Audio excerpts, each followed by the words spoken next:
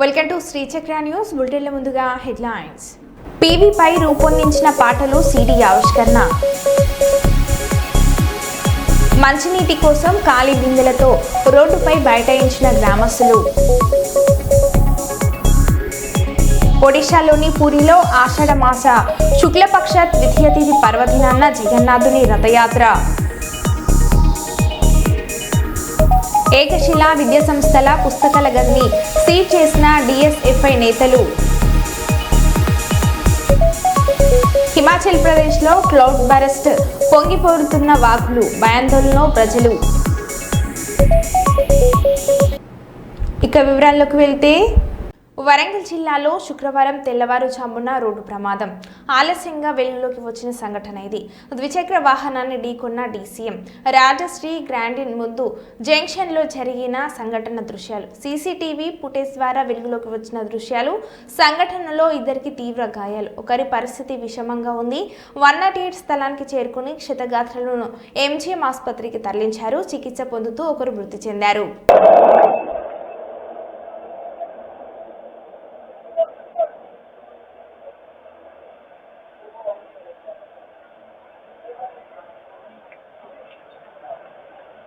Accident हो गए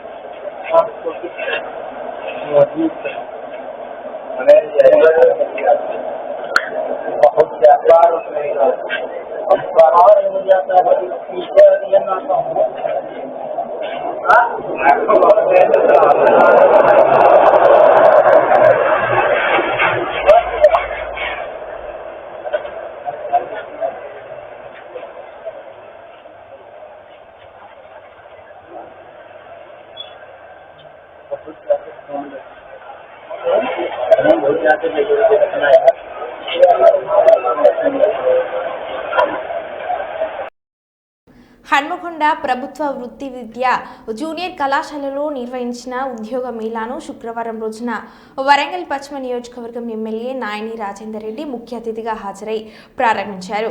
ఈ కార్యక్రమానికి హాజరైన ఎమ్మెల్యే ఉద్యోగ మేళాలు యువతకు అవకాశాలు కల్పించడంలో ఉపయోగపడతాయని తెలియజేశారు. ఈ కార్యక్రమానికి ముందుగా కళాశాలలో ఆఫీసు అసిస్టెంట్ ఓఏ కోర్సు కోసం దాతల సహాయంతో ఏర్పాటు చేసిన కంప్యూటర్ ల్యాబ్ను ప్రారంభించారు. ల్యాబ్ ద్వారా విద్యార్థులకు కంప్యూటర్ నైపుణ్యాలను అభివృద్ధి చెందే అవకాశం ఉంటుందని పేర్కొన్నారు. ఈ సందర్భంగా విద్యార్థులను ఉద్దేశించి ఎమ్మెల్యే నాయని మాట్లాడారు.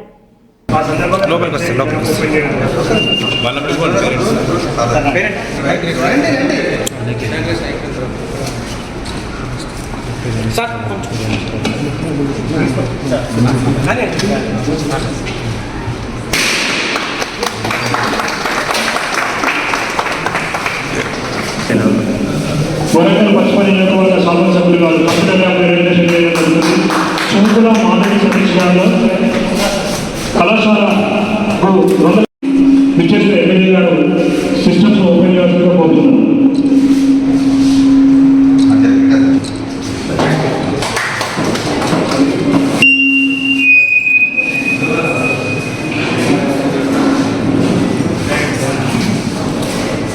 శ్రీనివాస్ గారు వివిధ కళాశాల నుంచి వచ్చేసిన ప్రిన్సిపల్స్ అందరినీ కూడా ల్యాబ్లోకి రావాల్సిందిగా ఆహ్వానిస్తూ సార్ విచ్చేసిన ఎమ్మెల్యే గారు సిస్టమ్స్ ఓపెన్ చేయాల్సిందిగా కోరుతున్నారు.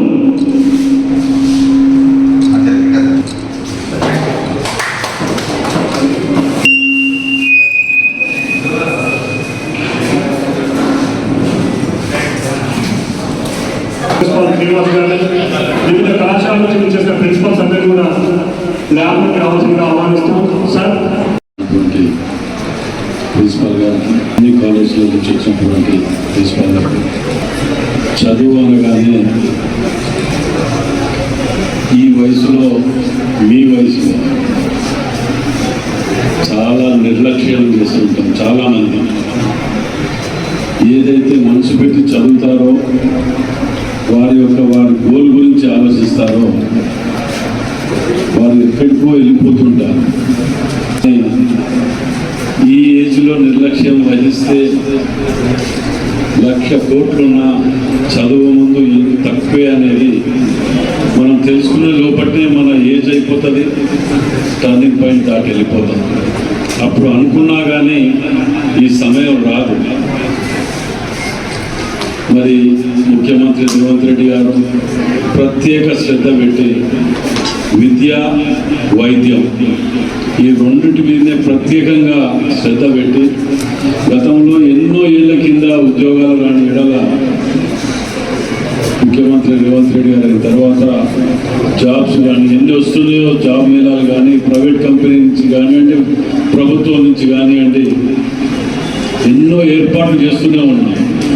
అది ఎంత చేసినా మన వంతు ప్రయత్నం కూడా మన దగ్గర లోపం లేకుండా మన ప్రయత్నం మనం చేసి దీన్ని సద్వినియోగం చేసుకున్న వాళ్లకు మంచి భవిష్యత్తు ఉంటుంది. మన కన్న తల్లిదండ్రులకు, ఇంట్లో కుటుంబాన్ని మొత్తం సుఖ సంతోషాలతో ఉండే విధంగా మనం చేసుకోగలుగుతాం. నేను కూడా ఒకప్పుడు జూనియర్ కాలేజ్ ఈ కాలేజీలో చదివిన విద్యార్థిని, కానీ మేము చాలా నిర్లక్ష్యం చేసినాం.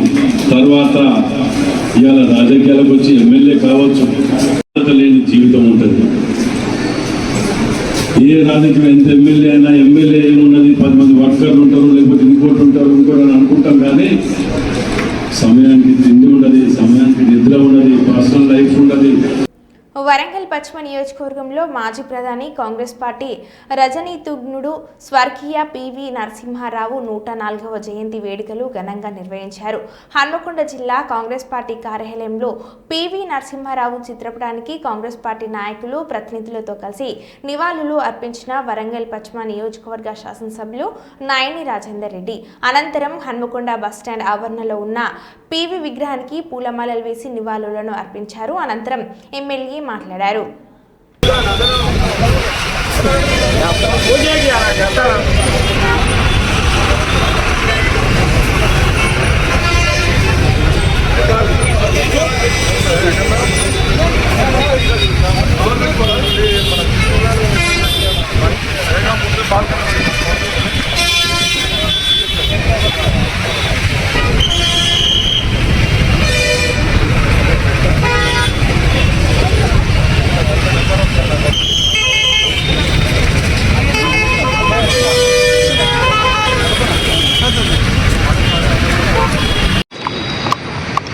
కీర్తిశేషులు పివి నరసింహారావు గారి జయంతి సందర్భంగా దేశవ్యాప్తంగానే కాకుండా ప్రపంచవ్యాప్తంగా కూడా వారిని స్మరించాలని, వారి పట్టుదలని, వారి ఆశయాలని కొనసాగించాలనే విధంగా ప్రతి ఒక్క దేశ పౌరుడు వారి ఆశయాలను ముందుకు తీసుకోవాల్సిన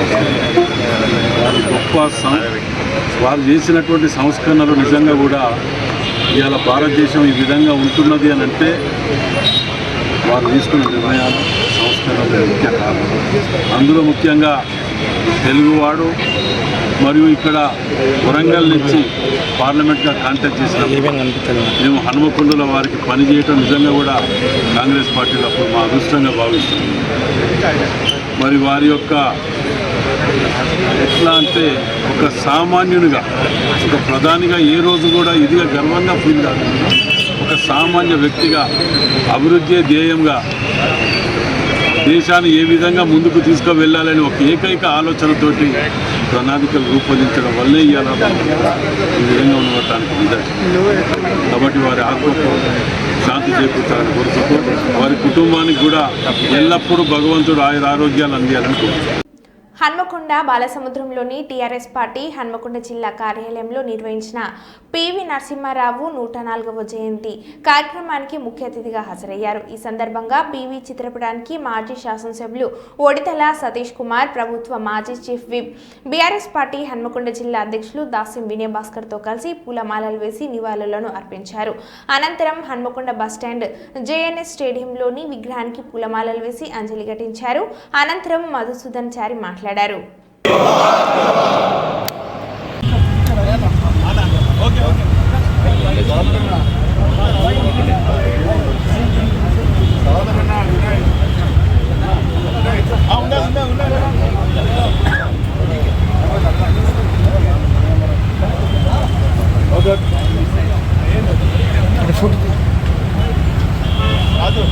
సార్ జోహార్ జోహార్ జోహార్ జోహార్ జోహార్ జోహార్ జోహార్ జోహార్ భారత రత్న పివి నరసింహారావు జోహార్ జోహార్ జోహార్ భారత రత్న పివి నరసింహారావు జోహార్ జోహార్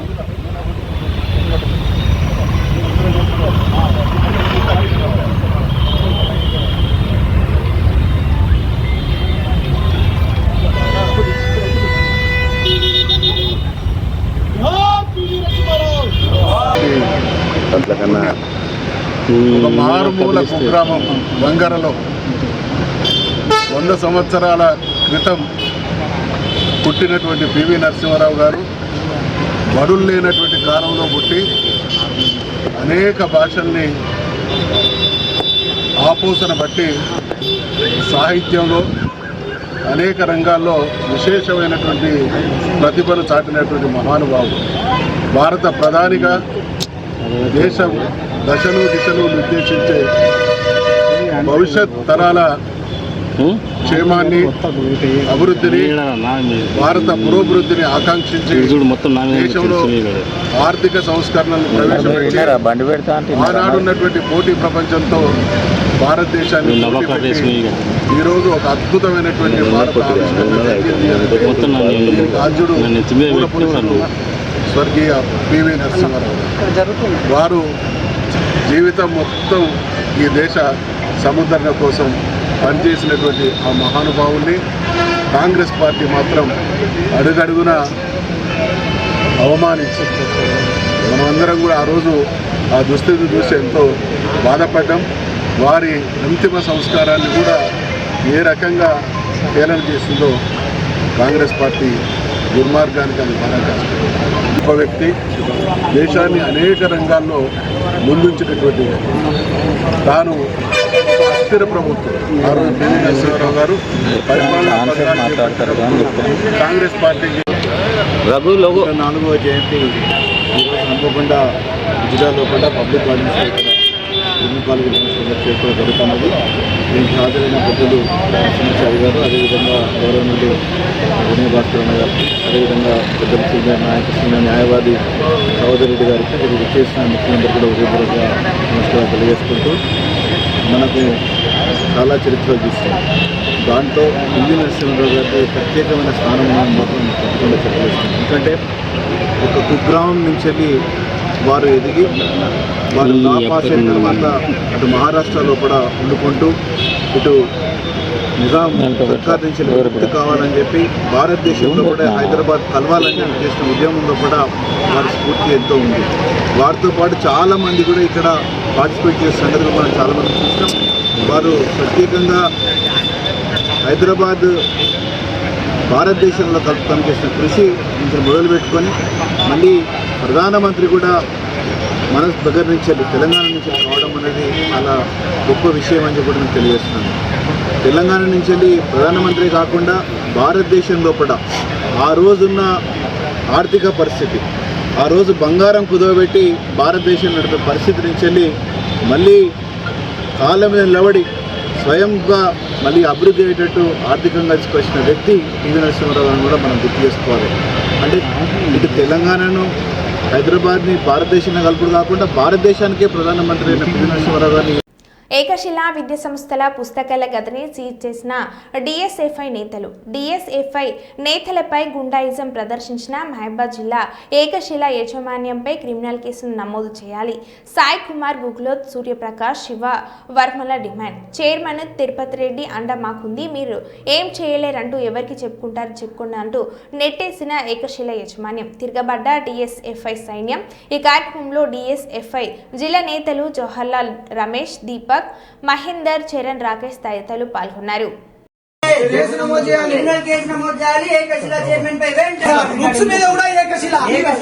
బుక్స్ మీద కూడా ఏకశిల బ్రాండెడ్ అయిపోయింది. ఏకశిల ఇది తాత్కాలికంగా రికార్డులలో వాళ్ళే బొమ్మలు తీసుకుంటారు, కానీ వీళ్ళు బొమ్మ గీయాలని చెప్పేసి డబ్బులు వసూలు చేస్తున్నారు. 6th class Telugu books 6th class, అది Telugu 6th class printed. MA గారు ఉన్నారా బయట? ఎంఏ గారు ఇవన్నీ చూడండి. టెక్స్ట్ బుక్ వాళ్ళ స్కూల్ పేరు మీద, టెక్స్ట్ బుక్ తిరుపతి రెడ్డి పేరు, తిరుపతి రెడ్డి బుక్ మీద కూడా తిరుపతి రెడ్డి ఫోటో ఉండాలా? బుక్ సిబిఎస్ఈ అయినా కూడా పర్మిషన్ ఉండదు. IIT medical and foundation sir, చూడండి సార్, ఐఐటి మెడికల్ ఫౌండేషన్ మీరు ఇక్కడ పర్మిషన్ ఇచ్చారు. ఇది చదవండి sir, master in IIT medical foundation కి సెక్షన్ 8లో ఇది ఉందా? మెడికల్ ఫౌండేషన్ పెట్టుకోవాలని ఉందా సార్? మెడికల్ అని పెట్టుకోవాలని ఉందా? మరి చెప్పాలి కదా, చెప్పండి. అటు సిబిఎస్ఈ అని చూపెడుతున్నారు అంటే సిబిఎస్ఈ కూడా ఇక్కడ అమ్ముకోవచ్చా? మరి ఎట్లా మాట్లాడతారు సార్? ఎట్లా ఉల్టా మాట్లాడతారు ప్రైవేట్ స్కూల్? సిబిఎస్ఈ అన్న తమ్ముడు. అవును సార్, సిబిఎస్ఈ ఆయన ఫోటో పెట్టుకుంటాడు సార్, తిరుపతి ఫోటో.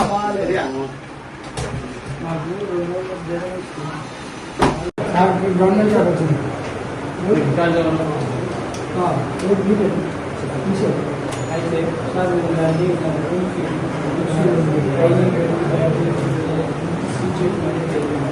దాన్ని ఎట్టి పరిస్థితుల్లో మీరు కానీ మీకు సంబంధించిన మిగతా అటెండర్స్ కానీ అదేవిధంగా తీయాలంటే మళ్ళీ డిఓ గారి దగ్గర వెళ్ళాలి. డిఓ గారి దగ్గర నుంచి పర్మిషన్ లెటర్ వచ్చిన తర్వాత మాత్రమే దాన్ని ఓపెన్. ఓకే,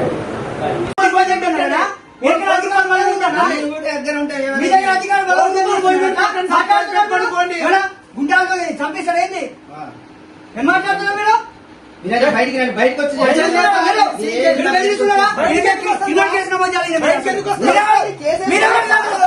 మీకేం సంబంధం? మీరు బుక్స్ ఇన్ఛార్జ్ కాదు కదా, మీరు మాట్లాడద్దు. నువ్వు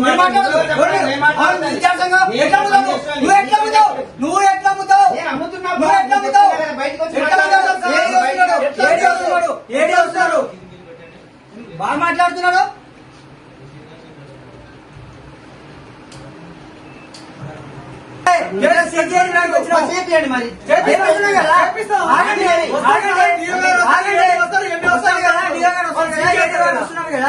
వాళ్ళు సేవలు అవుతాం.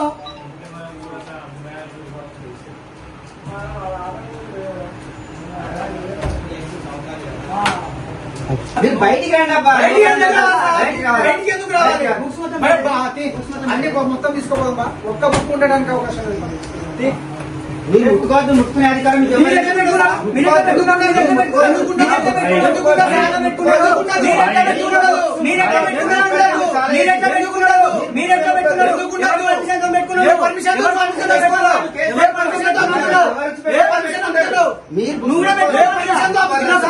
ఏ పర్మిషన్ తో అమ్ముతున్నాను అది చెప్పు. మా పర్మిషన్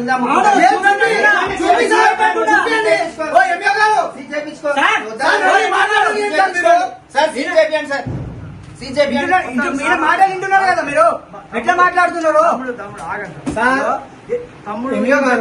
మాట చెప్పండి. మన ఏసీసీ గారు వస్తుంది, సార్ వచ్చి మాట్లాడుతున్నారు కదా.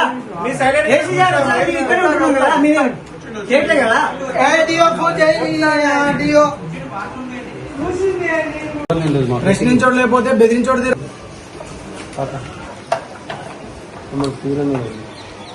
ఈరోజు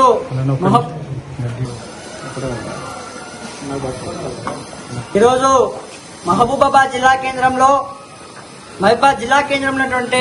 బడా ప్రైవేట్ అండ్ కార్పొరేట్ పాఠశాల అయినటువంటి ఈ ఏకశిల పాఠశాలలో అక్రమంగా ఎలాంటి అనుమతులు లేకుండా ఈరోజు డిఓ గారిని ఎంఈఓ గారిని బదనాం చేస్తూ మా దగ్గర అన్ని కాపీస్ ఉన్నాయి, మేము ఎక్కడ నమ్ముకుంటాం, మీరు అవసరమైతే నా మీద కేసు పెట్టుకోండి అని చెప్పేసి తక్షణమే మీరు ఇక్కడి నుంచి వెళ్ళిపోవాలని చెప్పినటువంటి బెదిరిస్తున్నటువంటి ఏకశిల యాజమాన్యంపై తక్షణమే క్రిమినల్ కేసులు నమోదు చేయాలని ఈరోజు డిఎస్ఎఫ్ఐ గా మేము డిమాండ్ చేస్తా ఉన్నాం. ఈరోజు ఏదైతే తిరుపతి రెడ్డి గారు ఈ ఏకశిల చైర్మన్ ఉన్నారో ఎప్పుడైనా కూడా ఇక్కడికి వచ్చినటువంటి పరిస్థితి లేదు. ఈరోజు అక్రమంగా పాఠ్య పుస్తకాల పేరుతోటి, నోట్బుక్ల పేరుతోటి, టైట్ తోటి ఈరోజు ఫీజుల పేరుతోటి అక్రమంగా దోపిడీ చేస్తూ ఈరోజు పేద విద్యార్థులను మోసం చేసినటువంటి పరిస్థితి ఈ ఏకశిల పాఠశాలలో ఉంది.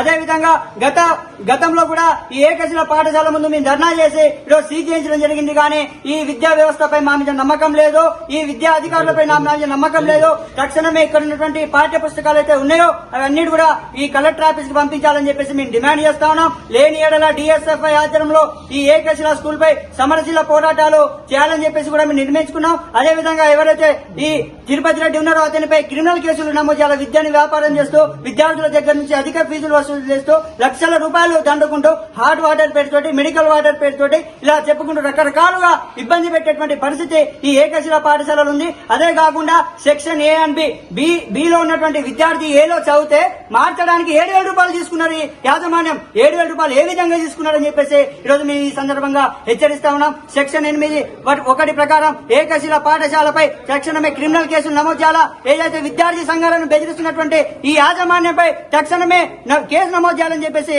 మేము డిమాండ్ చేస్తా ఉన్నాం. నా పేరు సూర్యప్రకాష్, డిఎస్ఎఫ్ఐ రాష్ట్ర నాయకుడు.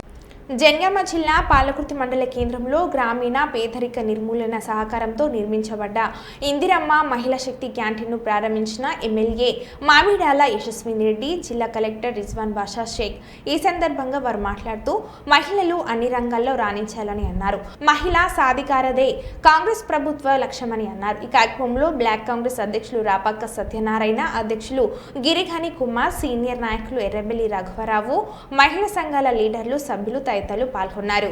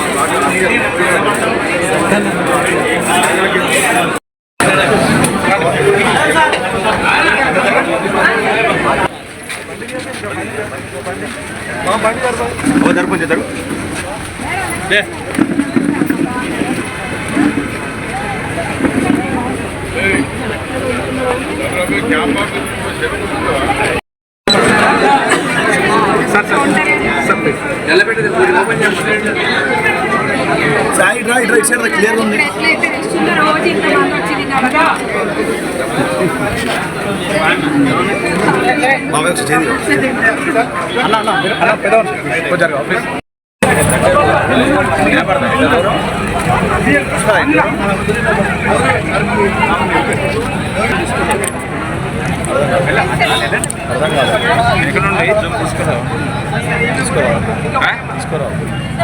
ముందు ఫ్యామిలీ బిజినెస్ అయితే గొడవలు ఉంటాం మేడం, మీరు ఎంకరేజ్ చేయండి.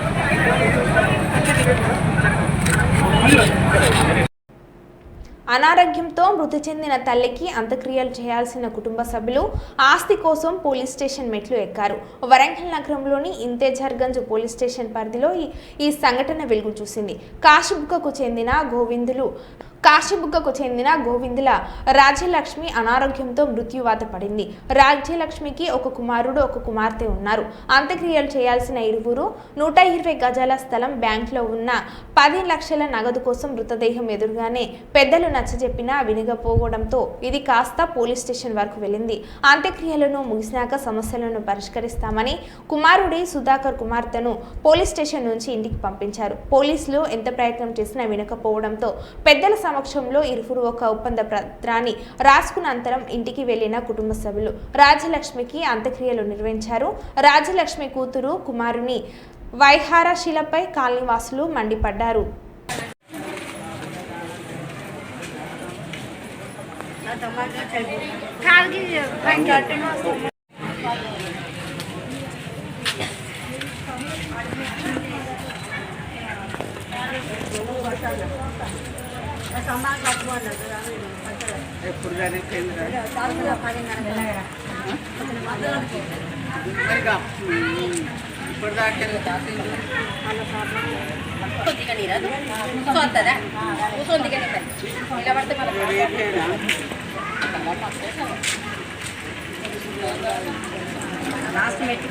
మరో బులెటిన్లో మళ్ళీ కలుద్దాం. Stay tune.